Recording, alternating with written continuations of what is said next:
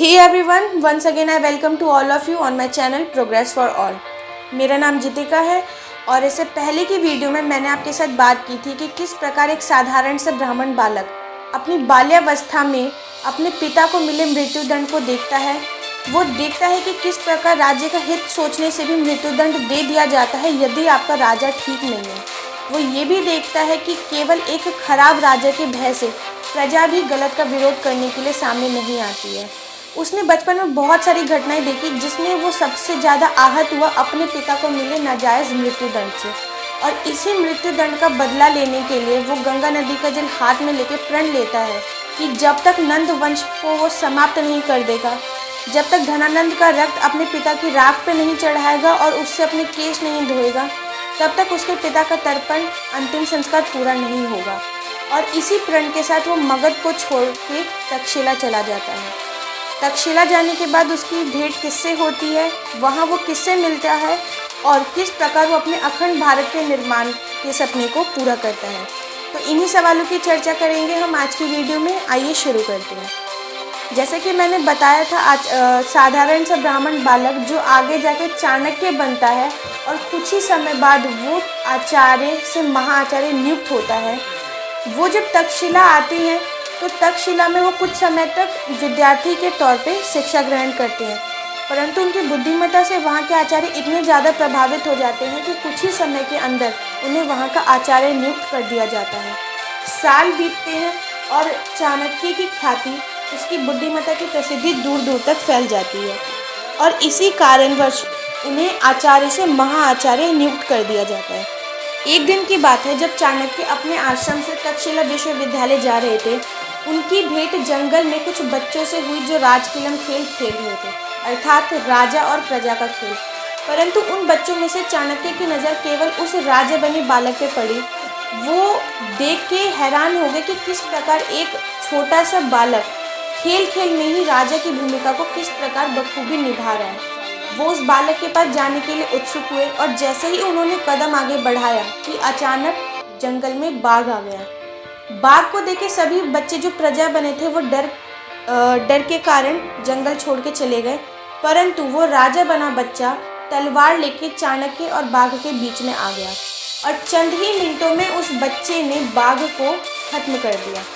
उसकी इस बहादुरी देख के आचार्य चाणक्य काफ़ी प्रभावित हुए और उससे पूछा कि तुम्हारा नाम क्या है। बालक का जवाब था चंद्रगुप्त मौर्य। ये वही चंद्रगुप्त मौर्य जो आगे जाके अखंड भारत का निर्माता बना और मौर्य वंश का संस्थापक बना। चाणक्य ने पूछा, आखिर तुम्हारी इस बहादुरी का कारण क्या है बालक। बालक का जवाब था कि मैं राजा बना था और राजा का कार्य सदैव ही अपनी प्रजा की रक्षा करना होगा। अगर मैं ही डर के भाग जाता तो मेरी प्रजा की रक्षा कौन करता। चाणक्य उसके इस जवाब को सुन के काफ़ी प्रभावित हुए। इसके बाद चाणक्य दोबारा उससे पूछते हैं कि तुम्हारा नाम क्या है आर्यपुत्र, और इस अत्यंत बहादुरी का क्या कारण है। बालक कहते हैं कि मुझे आगे जाके धनानंद से भी बदला लेना है। चाणक्य पूछते हैं, धनानंद से तुम्हारी शत्रुता का क्या कारण है। बालक का जवाब था, धनानंद ने ही मेरी माता मूरा को केश पकड़ के अपमानित करके सभा से निकाला था। आपको मैं बता दूं, मूरा वही स्त्री थी जिसे चाणक्य के पिता चनक मंत्री शक्तार ने धनानंद की हत्या की साजिश में अपने साथ शामिल किया था। चाणक्य पूछती है कि इस वीर बालक का गुरु कौन है। बालक का जवाब था, मेरा कोई गुरु नहीं है। चाणक्य कहते हैं, आज से तक्षशिला का महाआचार्य तुम्हारा गुरु है। चाणक्य के ये शब्द थे और उस बालक ने नतमस्तक होकर चाणक्य को प्रणाम किया और उन्हें अपना गुरु स्वीकारा। और इस प्रकार कहानी शुरू हुई नंद वंश की समाप्ति और भारत में मौर्य वंश की स्थापना की। चाणक्य इस बात को भली भांति जानते थे कि धनानंद भले ही विलासी राजा हो, भले ही वो नशे में धुत रहता हो, भले ही वो लालची राजा हो, लेकिन उसके पास काफ़ी विशाल सेना है। वो बहादुर भी बहुत है क्योंकि उसने सिकंदर को व्यास और सतलुज नदी पे आने से रोका था। उसकी सेना में 2 लाख पैदल सैनिक, 20,000 घुड़सवार, 2,000 रथ और 3,000 की गज सेना थी।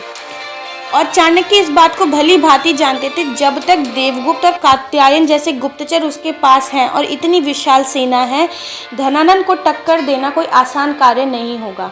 इसलिए चाणक्य ने चंद्रगुप्त को पहले शास्त्रों की शिक्षा दी, उसके बाद अस्त्र शस्त्र की शिक्षा दी और अंततः उन्होंने उसे राजनीति की शिक्षा दी। समय बीतता गया, बालक चंद्रगुप्त मौर्य चाणक्य से शिक्षा लेता रहा। वो दिन रात अस्त्रों शस्त्रों का प्रयास करता रहा। इस प्रकार अंततः वो दिन आता है जब चंद्रगुप्त मौर्य चाणक्य की सहायता से मगध साम्राज्य के ऊपर, धनानंद के ऊपर आक्रमण करता है, युद्ध होता है और नंद वंश का खात्मा कर देता है और इस प्रकार स्थापना होती है एक अति केंद्रित विशाल साम्राज्य की, जिसका पहला वंश था मौर्य वंश। मौर्य वंश का संस्थापक बनता है चंद्रगुप्त मौर्य। चंद्रगुप्त मौर्य ने आने वाले अनेक राजाओं के लिए, अनेक पीढ़ियों के लिए राजनीति के सही मायने स्थापित किए कि किस प्रकार समाज में व्यवस्था स्थापित करी जाती है, जन कल्याण किया जाता है, समाज का भला सोचा जाता है। इन्हीं सारी बातों की चर्चा हम करेंगे नेक्स्ट वीडियो में कि किस प्रकार चंद्रगुप्त मौर्य ने एक अति केंद्रित विशाल साम्राज्य को मैनेज करके रखा, उसने अपने समाज में कौन कौन सी व्यवस्थाएं लागू की और किस प्रकार चंद्रगुप्त मौर्य द्वारा स्थापित मौर्य वंश आने वाली पीढ़ियों के लिए राजनीति के नए मायने स्थापित करता है। यहाँ तक देखने के लिए धन्यवाद।